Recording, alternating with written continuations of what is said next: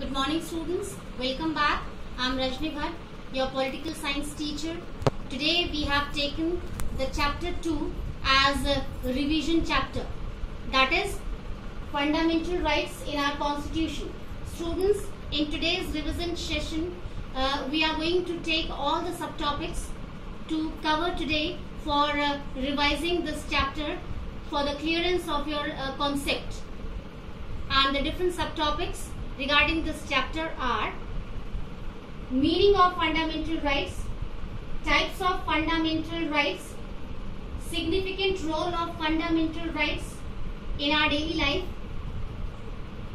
different problems due to lack of fundamental rights, fundamental duties, and at last judiciary as a protector of our fundamental rights. So students, let's start with our first subtopic, that is meaning of fundamental rights. Students, fundamental rights are a kind of favorable condition or situation for us where we get opportunity to enjoy our life in a very meaningful way with full dignity. Why? Because we have fundamental rights. We have different facilities under fundamental rights to enjoy our life.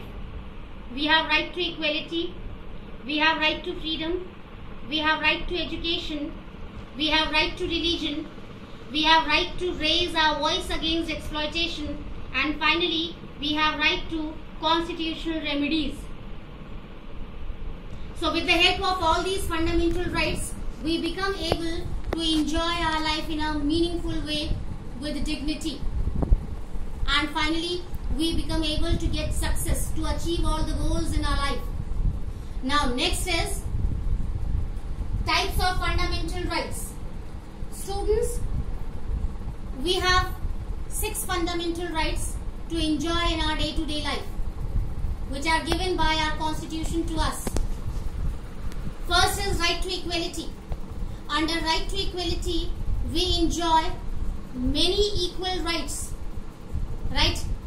Equal right to vote according to universal adult franchisee. We have equal right to work according to our will and wish, according to our qualification and skills. No one can force to us to work unwillingly, as it happened in ancient time, in which community we had taken birth, we were supposed to work accordingly. The person who had taken birth in Brahmin section, that person would have to preach and teach only. And the person who had taken birth in Shudra section, that person would have to serve rest of the sections like Kshatriya and Vaishya also. But nowadays you have observed that we are free equally to work according to our skills or qualification, not according to our caste or community. Now, we have right to freedom, where we are free to enjoy so many facilities. We are free to work, we are free to get education, we are free to express our views and thoughts, we are free to follow any religion, we are free to move from one place to another place, we are free to settle down anywhere, in any corner of our country India as well as in abroad also. Now, right to education. We are free to get education. All are equal to have this facility. Otherwise, we have example, in ancient time what happened? Girls and women were not allowed to go to school for getting education. On the contrary, boys had right to go to school for getting education because of poor mentality of the people in the society. They believed that girls were supposed to stay at home for taking care of rest of the family members, to serve them nicely, and boys were supposed to go to school because in future they would have to earn money for fulfilling the requirements of the family members. But now beta, you are observing, you are watching properly, you are seeing properly in the society that women and girls, just like boys and men, are free to go to school to get education. They are working outside. They have many good positions to work in different fields. Now you can feel change in the society. Now, right to religion. Students, under right to religion, we are free to adopt any religion. If we are following any religion, we are free to show deep faith towards our religion. No one can force to us to show deep faith towards our religion. And we are free to adopt any religion. We can leave our religion and adopt any other religion. Now next is right to raise voice against exploitation. Students, if something goes on wrong in the society against us or against anyone, we have right to raise our voice against that offense so that it should not be repeated in the society, so that it should not create problem for others again. And we have so many ways to raise our voice against the wrong activity.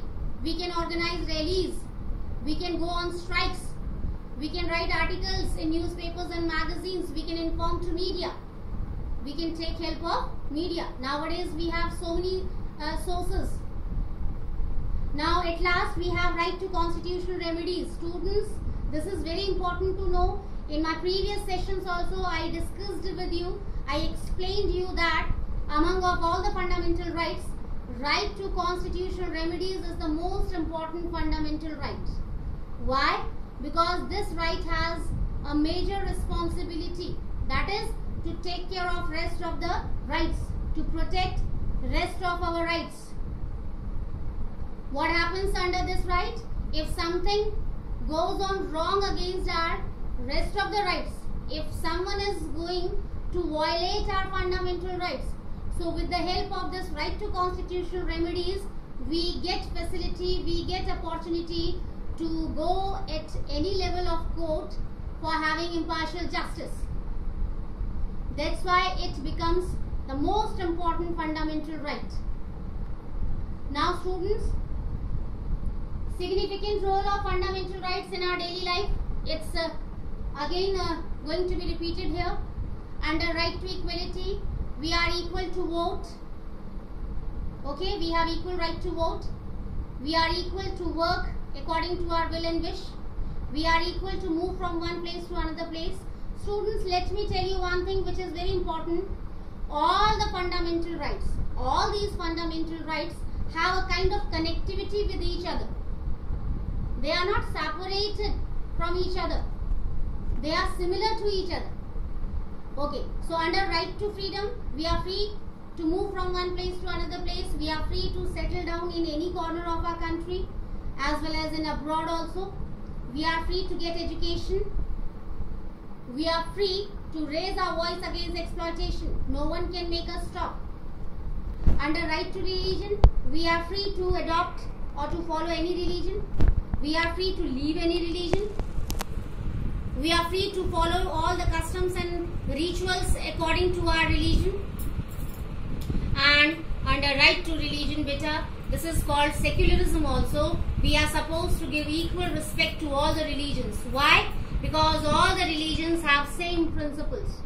To live with unity, with peace, love, care and harmony. So there is no difference in all these religions, beta.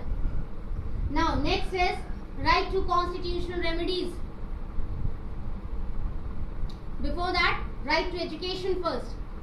So under right to education, we are free to get education. With boys and men, girls and women are also allowed to go to school for getting education. They are working in different fields at higher positions. Now right to raise voice against exploitation. Under this right, we are free to stop any offense in the society by raising our voice, by following so many ways, like writing articles in newspapers and magazines, like organizing rallies, like going on strikes. And at last, right to constitutional remedies, which are with the help of this right, we have a golden opportunity to get impartial justice if something goes on wrong against us. Now, different problems due to lack of fundamental rights. Students, this is also a very important subtopic. Here we have to think about the problems which we can face in the absence of fundamental rights. Really, if we don't have these fundamental rights, so we cannot imagine for a meaningful or dignified life better. We can have problem of discrimination as it went on in ancient time. People can discriminate others on different bases. On the basis of religion, on the basis of caste, on the basis of community, on the basis of language, on the basis of tradition and culture, even on the basis of color. People can face the problem of ignorance. People can face problem of stereotype or prejudice. Negativity can be there in the society. Overall, we can say in the absence of fundamental rights, we cannot have peaceful atmosphere to live. Every time situation can be there of conflict or struggle. We can have the problem of lack of unity. Fraternity means brotherhood. So we should be thankful towards our constitution for providing us these fundamental rights, magical rights we can say. Now students, next is fundamental duties. As we have got our fundamental rights from our constitution, in the same way our constitution has provided us few fundamental duties also. So if we want to enjoy our fundamental rights, to have meaningful and dignified life, obviously it's our moral duty to fulfill all the fundamental duties nicely. In our previous session, when we were doing this chapter, students, we discussed all the fundamental duties, and again here we are going to revise all these fundamental duties one by one. First, we have to take care of public properties like historical buildings, museums, monuments, public places like gardens or parks, because these are for all. These are the property of our nation, and as a citizen of our country, this is our moral responsibility to take care of all these things for future generation also. Next, we should have scientific way of thinking with full logic. Next, we should get ready all the time to defend our country in case of or in the situation of battle or war. This is also our moral duty. We are supposed to take care of our environment where we live. We have to take care of our surrounding.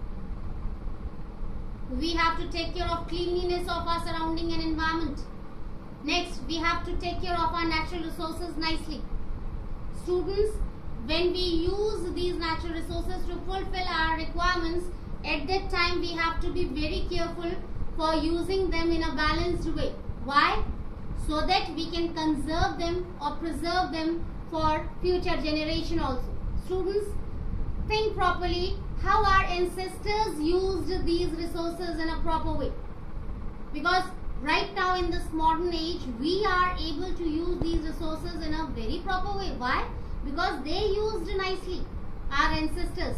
So this is again our moral responsibility to use these natural resources in a proper way, so that we should also keep something for our future generation, so that our future generation cannot blame to us that we did not use these resources nicely. We have to give respect to our national flag, national anthem, national bird, national flower. Whatever symbols are here, we have to be respectful towards them. Now at last, students, judiciary as a protector of our fundamental rights. This is also a very important subtopic for this chapter.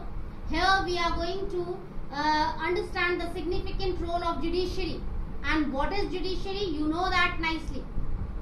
Judiciary means the facility for having impartial justice with the help of different courts at different levels. We have different courts at different levels, students. Subordinate courts, district courts at district level, high courts at state level, and Supreme Court. This is the highest court of our country, which is located in Delhi. So with the help of this judiciary system, if something goes on wrong against us, we have right to go to these courts according to our approach, and finally we can get impartial justice easily. So judiciary has a very major responsibility to protect our fundamental rights. If anyone tries to violate our fundamental rights, so judiciary is here to provide us impartial justice, to protect our fundamental rights. So students, in this way, with the help of all these subtopics, we have revised our chapter today in a perfect way. I hope you have understood all the points nicely, and you will solve the work which I shall provide you after this video in a perfect way. And in new session, we will revise another chapter with its subtopics. So till then, take care. Have a nice day.